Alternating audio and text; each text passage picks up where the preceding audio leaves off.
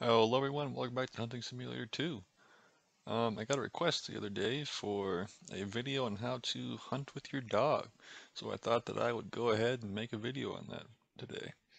So when I first got the request, I was kind of thinking, well, curious how I'm going to do that. Like I don't really see the challenge of using the dog. So I thought, well, I'm going to go buy myself a new companion, try to level it and see what the difficulties would be and how to really level up that dog.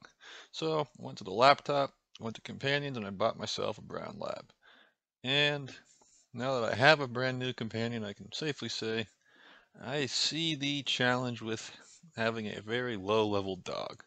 I was tracking an elk in Roosevelt Forest, as you can see in the clip, and the tracks are clearly lit up there on the ground. And the dog walks over the tracks and walks up the hill and then gets lost.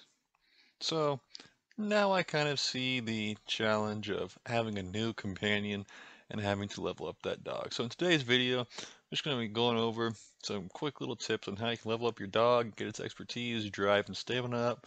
And it's pretty easy to do. It's just going to take a long time to do it. So I recommend loading up a smaller map like Pawnee Meadows or the marshlands in Europe.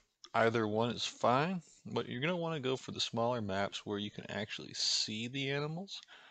So as long as you're on a smaller map, you're just going to want to make sure that you can run around a bit and listen for the animal calls.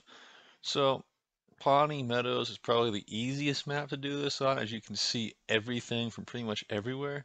So I would recommend that. The marshlands is not bad at all, but it's just a little more challenging just because you have some brush up in there that can kind of it'll cause your dog to lose some tracks. But you're gonna want to go to a smaller map, walk out of the cabin, and you're gonna need to start listening for animals yourself. Your dog can occasionally find tracks, but it doesn't do a good job of it. So you just need to make sure that when you find tracks, they need to be fresh. If your dog finds old tracks, just praise him, tell him to come along, and move on with it. Now, when you read the tracks, it's going to tell you the direction of which the tracks are headed between 2 degrees. So kind of look at that, kind of look what kind of arc that makes, and just kind of tell yourself, okay, the animal's probably in this general direction. So if your dog loses the track, you can still follow along with it just fine. So you can't really rely on the dog when you first get it. It's so low level, it's really not going to lead you to anything. So that's why going into Pawnee Meadows is such a great idea, because you can kind of find the track, let your dog follow it, but you can kind of spot the animals from a ways away and kind of decide, all right, is my dog actually going to lead me there, or does it feel like he's getting lost? Once you find the animal, make sure you tell your dog to sit so it doesn't scare it off. And then if you're really looking to level your dog, really try to just make sure you wound the animal enough to get a blood trail.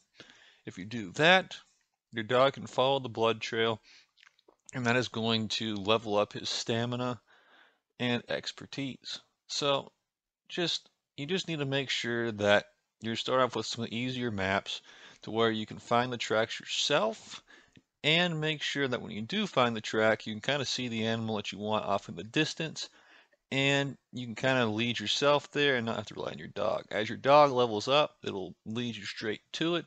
But in short, you just need to make sure you start on some smaller maps to level up your dog.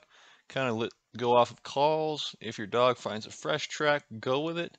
But just make sure that when your dog follows the track, that you have a general idea of which it's leading, because if your dog gets lost, you don't want to give up on the animal entirely. So the only other thing I'd say is make sure you praise your dog after everything. If you get that drive up, the rest of it will come easily. And that's about it. So thank you guys so much for support on this channel. We finally passed the 10 subscriber mark, which is kind of a small milestone, but one nonetheless. If you have any more ideas for some hunting skills videos, please post down below. But anyway, thank you for watching, and I'll see you in the next one.